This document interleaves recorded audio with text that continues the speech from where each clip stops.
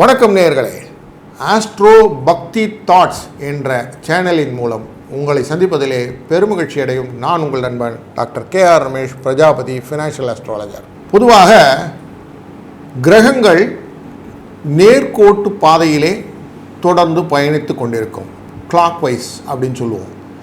இது எப்பொழுதெல்லாம் திரும்புகிறதோ அதை வக்ரம் என்று சொல்லுவோம். அப்படின்னா என்னென்னா ரிவர்ஸ், ரெட்ரோகேஷன் அப்படின்னு இங்கிலீஷில் சொல்கிறது.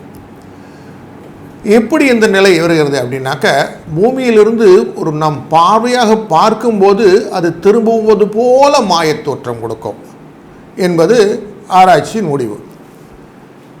ஆனால் நமக்கு ஜோதிட அடிப்படையிலே அந்த திரும்புவதனால் வரக்கூடிய விளைவுகள் என்ன என்று பார்க்கும்போது விளைவுகள் விபரீதமாகத்தான் இருக்கிறது என்பதையும் உணர்ந்து கொள்ள விடுகிறது.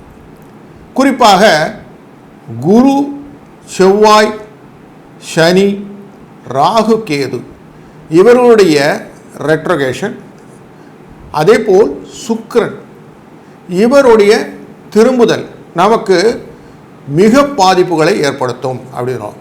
நார்மலாக ஒரு சொலவிட உண்டுல, சுக்கிரன் வக்கரிச்சுக்கிட்டா மாதிரி இருக்கான் அப்படின்னு சொல்லுவோம். அப்படின்னா என்ன அர்த்தம்? ஒரு வக்கர நிலை அவர்களுக்கு பாதிப்பு ஏற்படுத்துகிறது அப்படின்னு தெரிகிறது. அப்படிப்பட்ட ஒரு கால நிவர்த்தி வேண்டும் என்ற எண்ணத்திலே தான் நாம் இப்பொழுது பயணித்து கொண்டு இருக்கிறோம். ரிஷபராசியிலே குரு வக்கரித்து வைத்திருக்கிறார். அந்த வக்கரம் நிவர்த்தியாகக்கூடிய காலகட்டம் இதோ வந்துவிட்டது. வரும் பிப்ரவரி மாதம் 4ஆம் தேதி மதிய வேளையிலே குரு தன்னுடைய வக்கர நிலையை முடித்து கொள்கிறார். அதாவது ரோகிணி நட்சத்திரத்தின் 4வது பாதத்திலே வக்கர நிவர்த்தியை முடித்து திருப்பி பழைய டர்னருடன் வருவார். இந்த கிரகங்களிலே பார்க்கும்போது வெளிவட்ட பாதை, உள்வட்ட பாதைன்னு சொல்லுவோம். எதுவெல்லாம் பூமிக்குள்ளார சுற்றுறது, பூமியை விட்டு வெளியில் போகிற பாதையில் பார்க்குறதுன்னு பார்த்தா இந்த குருவும் சனியும் வெளிவட்ட பாதையில் இருக்கக்கூடிய கிரகங்கள். அப்போது பாதிப்பு அப்படின்னு பார்த்திங்கன்னா பூமிக்கு அந்த வெளிவட்டத்தில் இருந்திருக்கும். அதுவும் இந்த குருவானவர் தனகாரகன் என்ற அடிப்படையிலும் குடும்பக்காரகன், அதான் குழந்தைக்கு காரணம் அப்படின்னு சொல்லுவாங்க. குரு பலம் வந்துட்டான்னு கேட்போம், திருமணம்லாம் நடக்கிறதான்னு பார்ப்போம். இப்படிப்பட்ட பல விதத்திலும் அன்றாட தொழிலிலும் நம்மளுடைய குடும்பத்திலும் அன்றாடம் நமக்குடைய ஒரு வளர்ச்சியிலும் இது இந்த குருவுடைய பாதிப்பு நம்மளை இருக்கும். அதனால் இந்த நிவர்த்தியானது ரொம்ப முக்கியமாக பார்க்கப்படுகிறது. குரு இதுக்கப்புறம் பர்மனெண்ட்டாக ஒரு நிலையிலிருந்து, ரிஷபத்திலிருந்து மிதுனத்துக்கு பெயர்ச்சியும் உண்டு இந்த வருடம். அது நம்ம பிறகு பார்ப்போம். தொடர்ந்து நாம் காண இருப்பது வக்ர நிவர்த்தியினால் வரக்கூடிய பலன். குருப்யோ நமஹ. துலாம் ராசி, துலாம் ரக்ன அன்பர்களுக்கு உங்களுடைய ராசியின் லக்னத்தின் 8ஆம் இடத்திலே அமர்ந்திருக்கக்கூடிய குரு வக்ர நிவர்த்தி அடைவதனாலே வரக்கூடிய பலன்களை, அதனால் உடைய பயன்களை, அதற்கு தேவையான பரிகாரங்களை நாம் தொடர்ந்து காண்போம். உங்களுடைய இந்த ராசியின் கட்டத்திலே சித்திரை நட்சத்திரத்தின் உபரிகளும், சுவாதி நட்சத்திரமும், விசாக நட்சத்திரத்தின் பாதங்களும் இங்கே அமர்ந்திருக்கிறது. அப்படின்னா என்ன அர்த்தம் சார் அப்படின்னிங்கன்னா, சித்திரைங்கிறது செவ்வாய் நட்சத்திரம், சுவாதிங்கிறது ராகுவோடைய நட்சத்திரம், விசாகம்ங்கிறது குருவோடைய நட்சத்திரம். அப்போ முழுசாக ஆக்கிரமித்து கொண்டிருப்பது சுவாதி என்கிற ராகுவின் நட்சத்திரம். அப்போது உங்களுக்கான வளர்ச்சிகளை, நான் திங்க் பிக் அப்படின்னு சொல்லுவோம், எதையுமே பெருசாகத்தான் யோசிப்பேன், சின்னதாகவே எனக்கு தெரியாது, எல்லாம் பெருசு தான் அப்படிங்கிற ஒரு எண்ணம் கொண்ட இந்த சுவாதி நட்சத்திரக்காரர்களுக்கு 8ஆம் இடத்தில் இருக்கக்கூடிய இந்த வக்கர நிவர்த்தியானது ஒரு பெரிய பெனிஃபிட். அவருக்கு எதிர்பாராமல் அவர் நினச்சது நடக்கக்கூடிய ஒரு காலகட்டம் உண்டு.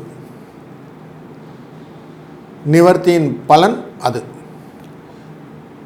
இந்த சித்திரை நட்சத்திரத்தில் இருக்கக்கூடியவருக்கு ஒரு பலன் உண்டு. ஏன்னா மிருகசிரிஷம் என்ற நட்சத்திரத்தை அவர் தொடப்போகிறார். மேலே இருக்கக்கூடிய அந்த நிவர்த்தியான குருவானவர் ரோகிணி என்ற நட்சத்திரத்திலிருந்து சித்திரை நட்சத்திர தொடர்பான மிருகசீரிஷத்தை தொடப்போகிறார். மிருகம் 1ஆம் பாதம் தொடுவார். அப்படி தொடும்போது நேச்சுரலி இங்கே பெனிஃபிட்டும் உண்டு. இந்த நட்சத்திரக்காரர்களுக்கு வேலை தொடர்பான தடைகள் நீங்கும், புதிய வேலை வாய்ப்புகள் கிடைக்கும், குழந்தை பாக்கியம் இல்லாதவர்களுக்கு குழந்தை கிடைக்கும். பிளட்டெல்லாம் செக் பண்ணி பாருங்கள். இப்போ பிளட்டெல்லாம் கரெக்டாக ஏபி நெகட்டிவ் பாசிட்டிவ் அந்த கன்ஃபியூஷன்லாம் இல்லாமல் கரெக்டாக வந்திருக்கும். ஃபெர்டிலிட்டி அப்படிங்கக்கூடிய விஷயங்களில் நீங்கள் இந்த டெஸ்ட் டியூப் பேபி அப்படின்னு சொல்லக்கூடிய விஷயங்கள் எல்லாம் பண்ண ஆரம்பிப்பீங்க. அதுக்கு பாசிட்டிவ் ரிசல்ட்ஸ்லாம் வர ஆரம்பிச்சிடும். தொழில் அடிப்படையில் விவசாயம் பண்ணணும்னு ஆசைப்பட்டவங்களுக்கு விவசாயத்துக்கான ஆப்பர்ச்சுனிட்டி கிடைக்கும். நான் தொழில் அடிப்படையில் நான் லாக்கு படிக்கணும்னு ஆசைப்பட்டிருக்கிறேன் சார்ந்தவங்களுக்கு லா ஆப்பர்ச்சுனிட்டி, வக்கீலுக்கு படிக்கிறவங்க இதெல்லாம் இப்போ உடனே க்ராப்பப் ஆகும். நான் யோசிக்கவே இல்லை சார், திடீர்னு எனக்கு மியூசிக்கில் பெரிய இன்ட்ரெஸ்ட் வந்துடுச்சு சார், நான் மியூசிஷியன் ஆக போகிறேன் அப்படின்னு சொல்லுவோம். சினிமா மற்றும் தொழில்நுட்பத்தில் இருக்கக்கூடிய கலைஞர்களிலே அதுவும் எஸ்பெஷலி இருக்கக்கூடிய இந்த துளாராசி கட்டத்தில் இருக்கக்கூடிய நட்சத்திரக்காரர்களுக்கு பிரபலங்காகக்கூடிய வாய்ப்புகள் உண்டு. சினி ஃபேம்ஸ்லாம் ஆவாங்க. திடீர்னு ஒன்றும் புரியலைங்க, திடீர்னு வந்தேன், ஒரு படம் நடித்தேன், திடீர்னு நல்லா வந்துடுச்சு சார், பணம் வந்துடுச்சு. ஓடாதுன்னு நினச்சாங்க சார், நல்லா ஓடிடுச்சு சார், நல்ல வசூல் வந்துடுச்சு அப்படின்னு சொல்லக்கூடிய ஒரு ஆப்பர்ச்சுனிட்டி. ஆக்ட்ரஸ் நடிகைகளுக்கு ஒரு நல்ல ஆப்பர்ச்சுனிட்டி உண்டு. ஸ்டண்டு மாஸ்டர்ஸ் அவளுக்கு ஒரு நல்ல ஆப்பர்ச்சுனிட்டி உண்டு. நான் இது வரைக்கும் பைசா வரல சார் அப்படிங்கிற நடிகர்கள் தொழில்நுட்ப கலைஞர்களுக்கெல்லாம் பண வரவுக்கான வாய்ப்புகளை இந்த குரு வக்கர நிவர்த்தி ஏற்படுத்தி கொடுக்கும் துலா ராசி துலா நேயர்களுக்கு. மற்றும் புதுசாக எதனா செய்யணும் சார் அப்படிங்கிறவங்க இருக்காங்க இல்லையா, நமக்கு எந்த வேலையும் தெரியாது சார், நான் புதுசாக எதனா பண்ணணும் சார் அப்படின்னு சொல்லக்கூடிய ஆசாமிகளுக்கு, எஸ்பெஷலி அனிமேஷன் துறையில் இருக்கக்கூடியவர்களுக்கு, அதாவது படம் காட்டுறதுன்னு ஒரு வார்த்தை சொல்லுவோம் தமிழில், சும்மா ஃபிலிம் காட்டுறான் சார் அப்படின்னு, அந்த மாதிரி வெறும் அனிமேஷன்னா ஒரு க்ரியேட்டிவிட்டி ஐடியாஸ் சொல்லக்கூடிய கற்பனா சக்திகளுடைய வரைதல், இல்லைன்னா ஆடல் பாடல் நிகழ்ச்சிகள் துணவல், இல்லைன்னா ஒரு எலக்ட்ரிக்கல் பேசிஸில் ஒரு மீடியா ரிலேட்டட் தொழில்நுட்பத்தில் செய்யக்கூடியவர்களுக்கு ஒரு நல்ல ஒரு நிவர்த்தியான காலகட்டம் எதுன்னா இதோ வந்துருச்சு. பிப்ரவரி 5ஆம் தேதியிலிருந்து அதுக்கான பலன்களை நீங்கள் கண்கூடாக பார்க்க போகிறீர்கள். நான் ப்ரொடியூஸ் பண்ணிட்டேன் சார், ஃபிலிம் எப்போ வெளியில் வரணும் தெரியல சார் அப்படின்னு சொன்னீங்களா, இந்த வெளியில் வரதுக்கான ஆப்பர்ச்சுனிட்டி வந்துடுச்சு. நான் என்னுடைய மெசேஜை இந்த யூடியூபர்ஸ்ன்னு சொல்கிறோம் இல்லையா, என் மெசேஜ் இத்தனை லைக்குள்ளே வரணும்னு ஆசைப்பட்டேன், எனக்கு வரலை, எந்த டாப்அப் ஆக மாட்டேங்குது அப்படின்னா சொல்கிறீங்கள, இந்த பீரியடில் உங்களுக்கு அதுக்கு கரெக்டாக வீலாக் ஆகி கரெக்டாக உங்களுக்கு பெனிஃபிட்டை கொண்டு சேர்க்க போகிறது. இப்படி கண்ணுக்கு தெரியாத விஷயங்கள் எல்லாத்தையும் பண்ணக்கூடிய ஆசாமிகள் எல்லாம் ஏன்னு சொல்லுவோம் இல்லையா, ஆர்டிஃபிஷியல் இன்டெலிஜென்ஸ், எல்லாத்துக்கும் இந்த துறையில் இருக்கக்கூடியவர்களுக்கெல்லாம் இந்த துலாம் லக்ன ராசி நேயர்களாக இருந்தால் அவர்களுக்கு பெனிஃபிட் கன்ஃபார்மாக நிவர்த்தியான ஒரு விஷயத்தை ஏற்படுத்தி கொடுக்கக்கூடிய காலகட்டம் இந்த வக்கர நிவர்த்தி. அதிலும் ஒரு நல்லதொரு படத்தை ஸ்கிரிப்ட் ரைட்டிங் சொல்லுவோம் இல்லையா, கரெக்டாக சீக்வன்சஸில் பண்ணக்கூடிய அந்த ரைட்டிங் ஆப்பர்ச்சுனிட்டியும் உங்களுக்கு கொடுக்கும். அதாவது கற்பனை வளத்தை அதிகப்படுத்தி கொடுத்து ஒரு நல்லதொரு பெரிய ரோசி பிக்சர்னு ஆங்கிலத்தை சொல்லுவோம், அந்த ரோசி பிக்சரை க்ரியேட் பண்ணக்கூடியவருக்கெல்லாம் இது ஒரு நல்ல ஆப்பர்ச்சுனிட்டி, கேபிட்டலைஸ் பண்ணிக்கோங்க. பாடல் வரிகளை புது புது சொற்களிலும் புது புது அர்த்தங்களிலும் உங்களுக்கு உண்டு பண்ணி கொடுக்கக்கூடிய கவிஞர்கள் தோன்றுவார்கள். இதுவும் இந்த நிவர்த்தியுடைய பெனிஃபிட் தான். இப்படி பல விதத்திலும் பலன்களை அள்ளித்தரப்போகிறது அப்படின்னு பார்க்குறோம். இதுக்கு என்ன நம்ம பரிகாரங்கள் செய்யணும் அப்படின்னு பார்த்திங்கன்னா, மஞ்சள் கிழங்கு இருக்கு இல்லையா, அந்த மஞ்சள் கிழங்கை வாங்கி அம்மன் கோவிலிலே தானமாக கொடுப்பது அப்படின்னு பண்ணுங்கள். சுமங்கலி பெண்கள் இருப்பாங்க இல்லையா, அவங்களுக்கு தானமாக கொடுங்கள். அப்படி செய்தீர்களானால் உங்களுக்கு வரக்கூடிய இந்த ஆப்பர்ச்சுனிட்டி பணமாக கன்வெர்ட் ஆகும்.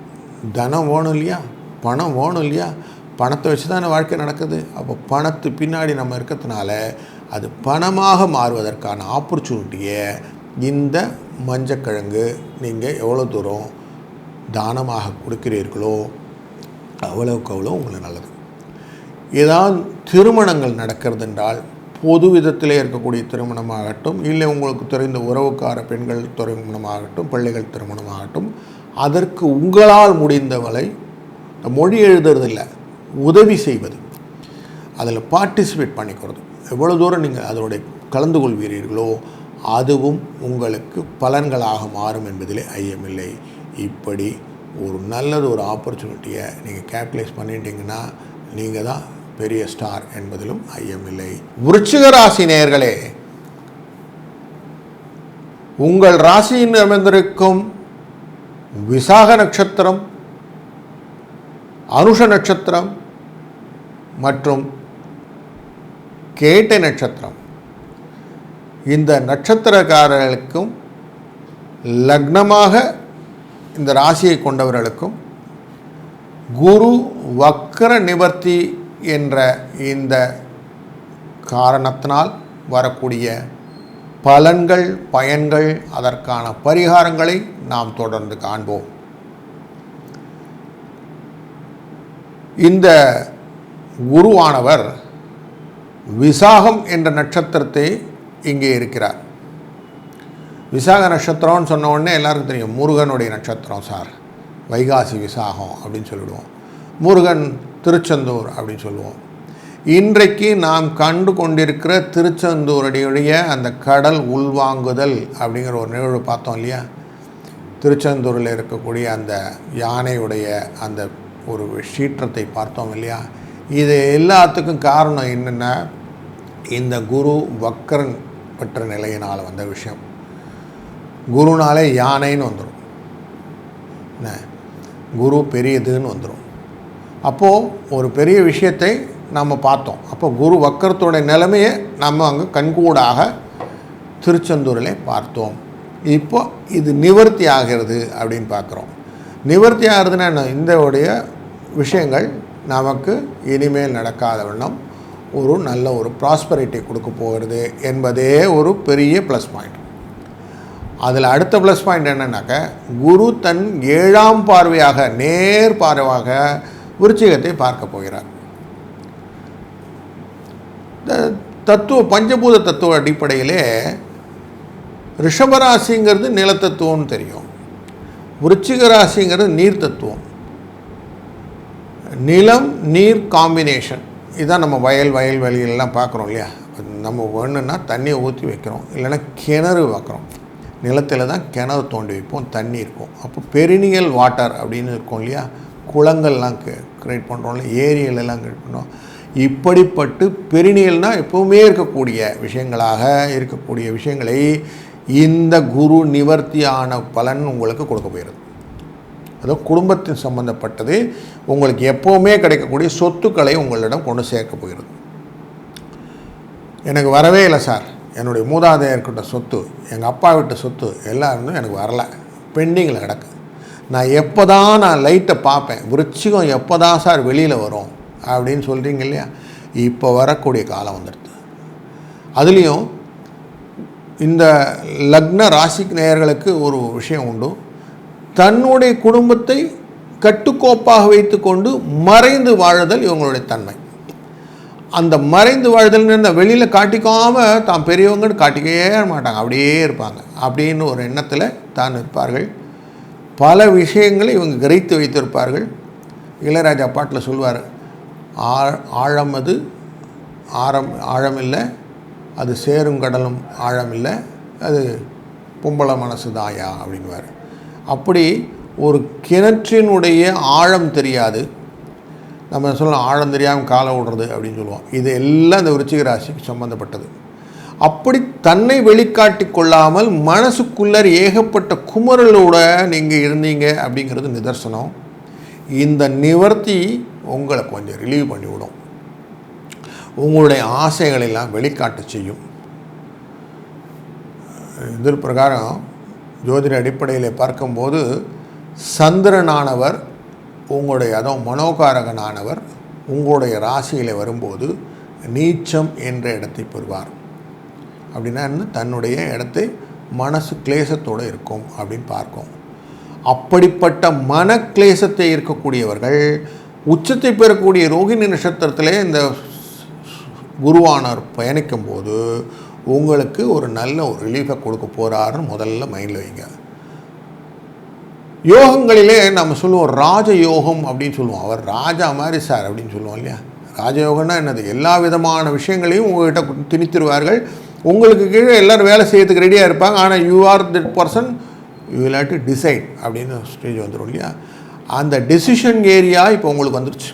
நீங்கள் தான் டிசைட் பண்ணணும் உங்கள் வாழ்க்கையை எப்படி கட்டுக்கோப்பாக அமைத்து கொள்வது, உங்களுடைய சூழ்நிலையை எப்படி மாற்றிக்கொள்வதுன்ற நினைத்து செயல்படுத்தக்கூடிய ஒரு நல்ல ஒரு ஆப்பர்ச்சுனிட்டி இதோ உங்கள் கையில் வந்துருச்சு. இதை நீங்கள் கேபிட்டலைஸ் பண்ணிக்கோங்க. எல்லோரும் ராஜயோகம்னு சொன்னாங்க சார், நான் வந்து ஃப்ளைட்லையா போக போகிறேன், பென்ஸ்லையா சார் போக போகிறேன், ஆடியில் போக போகிறேன், ஓடியில் போக போகிறேன், அதெல்லாம் ஒன்றும் கிடையாது.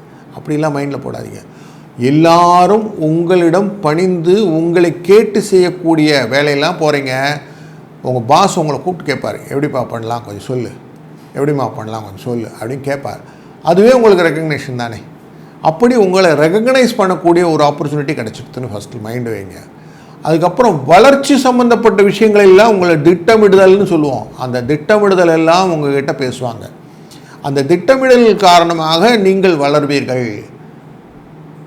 ஒரு ஆர்கனைசேஷன் வளரும்போது என்னாகும், உங்களுடைய ஆப்பர்ச்சுனிட்டியும் வளர ஆரம்பிக்கும், உங்களுக்கு ஸ்கோப்பும் வளர ஆரம்பிக்கும். அப்போ நீங்கள் வளருக்கான வாய்ப்புகள் உங்களுக்கு உருவாகக்கூடிய காலகட்டம் இதோ இந்த வர்க்கர நிவர்த்தி உங்களுக்கு கொண்டு வர தரப்போகிறது. அதனாலே இந்த ஆப்பர்ச்சுனிட்டியை கேபிட்டலைஸ் பண்ணிக்கோங்க. பரிகாரமாக எதனா செய்யணுமானா அவசியம் செய்யணும். பக்கத்தில் இருக்கக்கூடிய ஆஞ்சநேயர் கோயிலுக்கு போங்க. இந்த மாடுகளுக்கெல்லாம் ஒரு மணி கட்டுவாங்க, அந்த மணியை வாங்குங்க. இல்லைன்னா நம்ம சபரிமலைக்கு மணிகண்ட சுவாமியாக கட்டிட்டு போவோம்ல ஒரு மணி, அந்த மாதிரி மணியை வாங்கிட்டு அந்த ஆஞ்சநேயர் கோயிலில் முடிந்தால் சிவப்பு நூலில் அந்த மணியை கட்டி அந்த ஆஞ்சநேயர் கோயில் வாசலில் இல்லை அந்த கம்பத்துலேயோ எங்கே முடியுமோ அங்கே கட்டிட்டு வந்துடுங்க. சனிக்கிழமை கட்டுங்க, இல்லைன்னா வியாழக்கிழமை கட்டுங்க.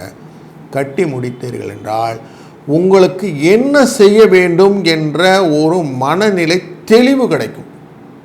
நான் என்ன பண்ணணும்னு தெரியலேன்றீங்க இல்லையா, இனிமேல் நீங்கள் என்ன பண்ணணும், இந்த கூட்டத்தை எப்படி மேனேஜ் பண்ணிக்கணும், எப்படி உங்கள் குடும்பத்தை காவந்து பண்ணணும் என்ற ஆப்பர்ச்சுனிட்டி எல்லாம் உங்களுக்கு தன்னால் உங்களுக்கு மைண்ட் செட்டில் வர ஆரம்பிச்சிடும். அதன் மூலியமாக உங்களுடைய வாழ்க்கை தரமும் உயரும் என்பதிலே சிறிதும் ஐயம் இல்லை. எப்பொழுதும் உங்களை குரு அனுசரணையாக பார்த்து கொண்டிருப்பதனால்தான் உங்களுடைய நட்சத்திரத்தின் சாரம் சொன்னேன் இல்லையா, அனுஷ நட்சத்திரம்னு ஒரு சாரம் சொன்னேன். அந்த அனுஷ நட்சத்திரத்தை பிறந்தவர் காஞ்சி மாமுனி ஸ்ரீ ஸ்ரீ சந்திரசேகர சரஸ்வதி சுவாமிகள். அப்படிப்பட்ட ஒரு காஞ்சி முனிவர் பிறந்த அந்த அனுஷ நட்சத்திரம் உங்களை எப்பொழுதும் காக்கும் என்பதில் ஐயமில்லை.